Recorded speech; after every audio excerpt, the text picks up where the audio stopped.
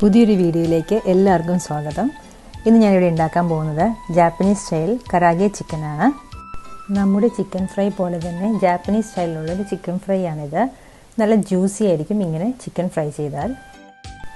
ഇതിന് വേണ്ടിയിട്ട് ഞാൻ 1/2 കിലോ ചിക്കൻ വലിയ കഷ്ണങ്ങളാക്കി മുറിച്ച് വെള്ളം പോകാൻ വേണ്ടി മാറ്റി വെച്ചിട്ടുണ്ട്. മാരിനേഷന് വേണ്ട സാധനങ്ങൾ ചേർത്ത് കൊടുക്കാം. 1 ടേബിൾ സ്പൂൺ സോയാ സോസ് ഒഴിച്ചു കൊടുക്കാം.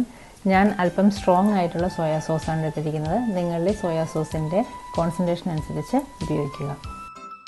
അടുത്തതായി ഇതിലേക്ക് 1 ടേബിൾ സ്പൂൺ കുക്കിംഗ് വൈൻ ഒഴിച്ചു കൊടുക്കാം. ഞാൻ ജാപ്പനീസ് മിരിയാണ് ഇതിനകത്തേക്ക് ഒഴിച്ചിരിക്കുന്നത്. ഇത് റൈസ് വൈനാണ്. നിങ്ങൾക്ക് താല്പര്യമില്ലെങ്കിൽ ഈ സ്റ്റെപ്പ് ഒഴിവാക്കാവുന്നതാണ്.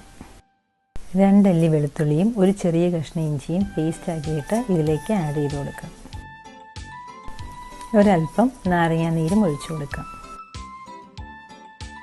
ജിഞ്ചർ ഗാർലിക് പേസ്റ്റ് ഇട്ട് കൊടുത്തിട്ടുണ്ട്. ഒരൽപ്പം ഷുഗർ കൂടി ഇതിലേക്ക് ഇട്ട് കൊടുക്കാം. ഇത് 2 ടേബിൾ സ്പൂൺ കോൺഫ്ലോറും 2 ടേബിൾ സ്പൂൺ മൈദയുമാണ്. എല്ലാം കൂടി ഒരുമിച്ചിട്ട് കൊടുത്ത് നമുക്ക് മാരിനേഷന് മാറ്റി വയ്ക്കാം.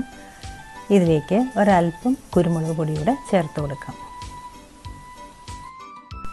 ഇങ്ങനെ 30 മിനിറ്റ്സ് മാരിനേഷനായി മാറ്റി വയ്ക്കുന്നുണ്ട്.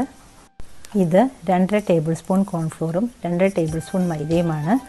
നമുക്ക് മാരിനേറ്റ് ചെയ്ത് വെച്ചിരിക്കുന്ന മീറ്റ് ഇതിലേക്ക് മിക്സ് ചെയ്ത് കൊടുക്കാം.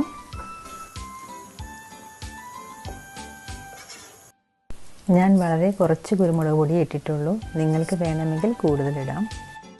മീറ്റ് പരസ്പരം ഒട്ടിപ്പിടിക്കാതെ നല്ലതുപോലെ മിക്സ് ചെയ്ത് കൊടുക്കുക. എണ്ണ ചൂടാക്കി ഫ്രൈ ചെയ്തെടുക്കാം. ഓയിൽ ചൂടാക്കാൻ വെച്ചിട്ടുണ്ട്.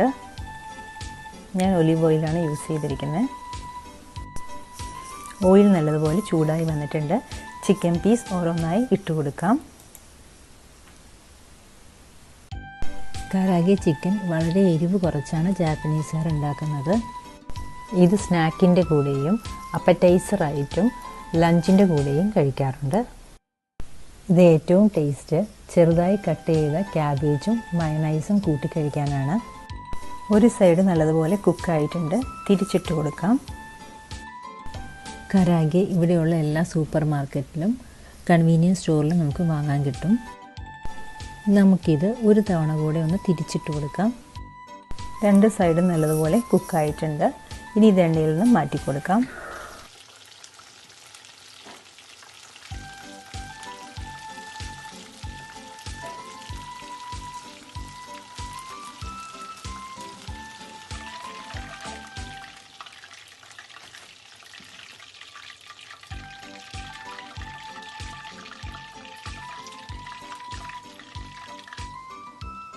ബാക്കിയുള്ള ചിക്കനും ഇതുപോലെ ഫ്രൈ ചെയ്തെടുക്കുക.